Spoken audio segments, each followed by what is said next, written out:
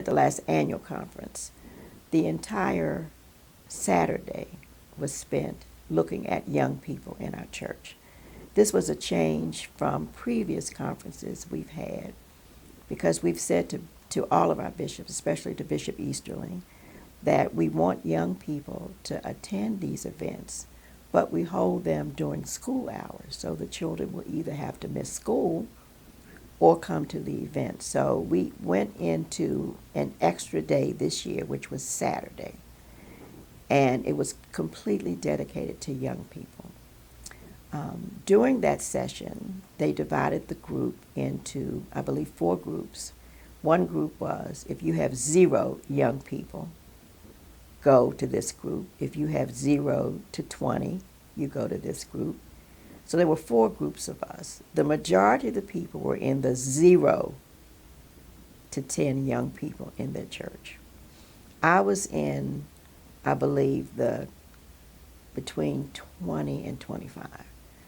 Now, this last year, we confirmed, I believe, 7 or 8 young people, and we've had good numbers of young people who have gone on to school and who have left the area, moved away. Some of them have come back.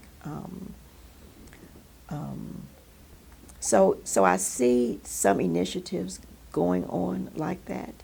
We're starting a partnership with Thompson School, and that was based on a sermon that Reverend Mills preached about the dismal number of students in D.C. who are not reading at grade level.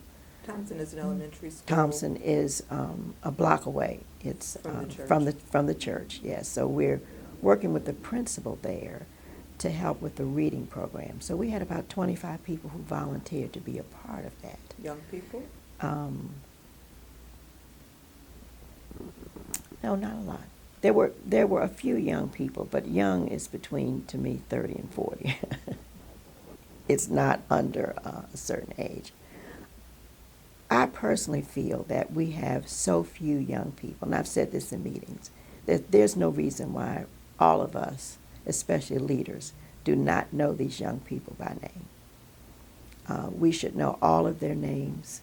We should encourage them all the time. That's what was done to me as a young child. This past year, I mentored one young man who was in the confirmation class. I picked up another young man who was not my mentee, who I've just sort of adopted. But I just believe that we need to invest in our young people, and that we need to take an interest in them, and that we should know all of these children, at least by name, and get to know them and constantly encourage them.